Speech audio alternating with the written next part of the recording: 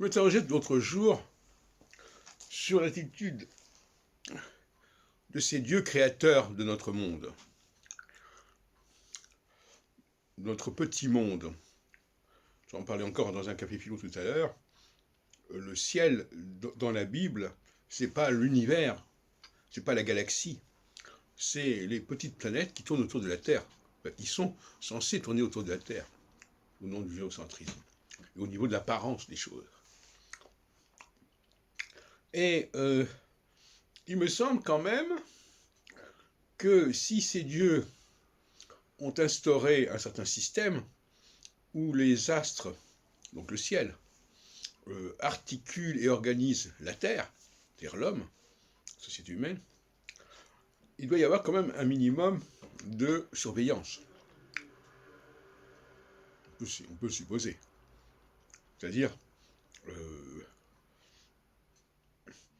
on en parle à plusieurs reprises dans la Bible, on vérifie si les hommes respectent les lois divines.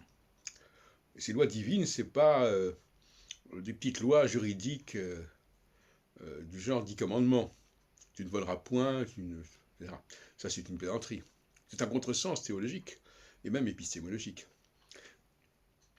Non, c'est plutôt la psychologie à côté et aussi la sexologie, c'est-à-dire le rôle imparti aux femmes par rapport aux hommes, qui n'est pas du même ordre que dans le domaine de l'animalité.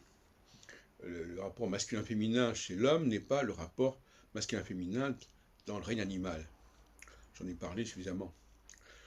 Donc, moi j'imagine une pièce de théâtre où il y aurait ces genres de confrontations entre les représentations ordinaires, traditionnelles, et montrer que ces représentations sont à côté de la plaque, si on peut dire, parce qu'elles ne respectent pas ce qu'on appelle l'intelligent design. L'intelligent design, c'est une façon de dire que si les dieux font quelque chose, ils ne le font pas plus stupidement que nos propres gouvernants. Ils ont leur raison d'être, ils ont leur façon de fonctionner, et c'est ça qu'il faut comprendre. D'une certaine manière, l'organisation de la cité par les hommes ressemble certainement quelque part à l'organisation de la cité par les dieux. Sauf que les moyens ne sont pas les mêmes. Les dieux ont des moyens biotechnologiques que n'ont pas nos sociétés humaines, et encore aujourd'hui. De la même façon d'ailleurs que quand les chrétiens se permettent allègrement de dire que les juifs ont perdu leur centralité parce qu'ils n'ont pas reconnu le Messie, etc., il faut vraiment arrêter d'entendre, vraiment, il vaut mieux arrêter de dire des choses pareilles. D'abord, premièrement, qui est-ce qui pourrait leur avoir enlevé cette centralité? Est-ce que les hommes sont capables de défaire ce que le plan divin a fixé? Question qu'on a le droit de se poser. Est-ce qu'ils en ont les moyens?